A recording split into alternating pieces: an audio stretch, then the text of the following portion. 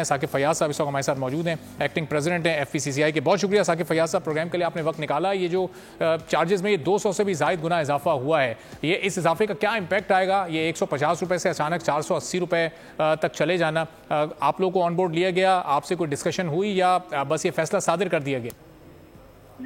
ये देखें, ये एक फॉरेन इन्वेस्टमेंट कंपनी है जिसने इधर फॉरेन इन्वेस्टमेंट किया है और उसने इधर जो है वो APT पोर्ट जो था हमारा उसका कॉन्ट्रैक्ट उसने ये लिया और ये बल्क कार्गो के लिए उसने ये लिया था कॉन्ट्रैक्ट।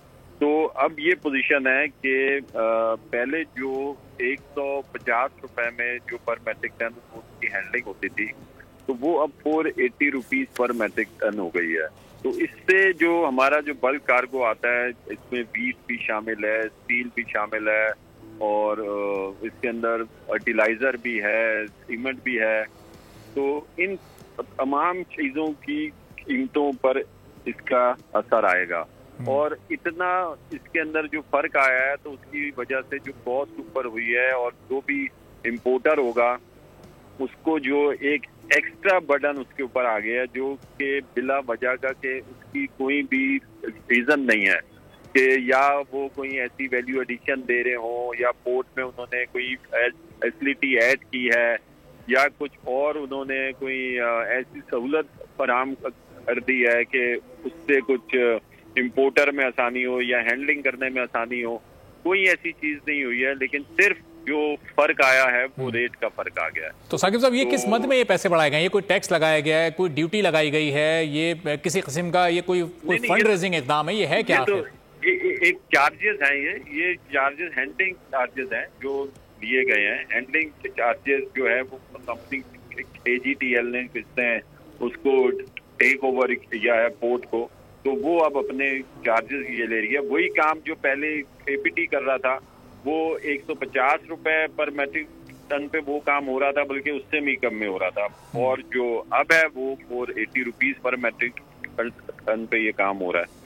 तो उससे जो ये इतने ये 200 गुना से भी ऊपर हो गया ये, तो मतलब ये 2 टाइम्स से भी ऊपर हो गया। तो ये जो है वो मेरे ख्याल में तो किसी तरीके से। और साकिब साहब, ये कलेक्टिव अमाउंट कितना बनेगा डेली बेसिस पर या वीकली बेसिस पर या इसको मंथली बेसिस पर? ये तो महीने का अरबों रुपए, ये तो महीने का अरबों रुपए का टीका है। अच्छा, अरबों रुपए जो है ये तो महीने के जो है वो चार्जेस ये बन जाएंगे महीने के। और ये किसकी जेब में जाएगा? ये कहाँ जा रहा है? ये वही प्राइवेट कंपनी जो है जो वहाँ पर वो जो AGTL जो है उसी की जेब में ये जाएगा। ये कोई हुकूमत की जेब में नहीं जाएगा ये। अच्छा, ये सिर्फ ये टैक्स पेयर जो है, जो वहाँ के वो जो इम्पोर्टर हैं वो जो चार्जेस जो पे करेंगे वो उनकी जेब में जाएगा ये। तो अभी आप लोगों ने एक्सेप्ट कर लिया क्योंकि लागू तो ये हो गया है, या फिर अब आप लोग इसके खिलाफ कोई अपनी कोई हिकमत अमली तय करेंगे, कुछ करने का इरादा रखते हैं? नहीं, ये इसके ऊपर हम गवर्नमेंट से भी बात करेंगे, इनके जो रेगुलेटर हैं हम लोग उस पर भी बात करेंगे, क्योंकि ये तो बिल्कुल भी काबिल कबूल है ही नहीं है, तो ये हो ही नहीं सकता। तो ये तो किसी सूरत में भी ये मेरे ख्याल में सस्टेन नहीं कर पाएंगे, क्योंकि इतने ज्यादा जो है वो एक उसके ऊपर चार्जेस अचानक बढ़ा देना और ये कर देना। और साकिब साहब, गवर्नमेंट का इस पर मौक़िफ़ क्या है? क्या गवर्नमेंट की इजाजत लिए बगैर, उनकी अप्रूवल के बगैर इस तरह से चार्जेस में 200-250% इजाफा हो सकता है? लेकिन गवर्नमेंट ने तो कॉन्ट्रैक्ट उनको ये दिया, अब उन्होंने अपने रेट्स जो है वो हाई कर दिए हैं। अब गवर्नमेंट के पास हम लोग ये जाएंगे कि आपने इसको कॉन्ट्रैक्ट इस कंपनी को दिया है, और फिर अब हम उनके पास हम जाएंगे गवर्नमेंट के ऊपर जो इनके रेगुलेटर हैं उनके पास हम लोग जाएंगे कि जी ये जो इन्होंने इतने हाई रेट कर दिए तो इसको आप कंट्रोल करें। तो साकिब, ये जो कॉन्ट्रैक्ट गवर्नमेंट ने दिया इसकी कुछ टर्म्स एंड कंडीशंस होंगी, क्या इसमें ये शिक शामिल नहीं होगी कि ये इतना एकदम से आप इतना इजाफा नहीं कर सकते फौरी तौर पर?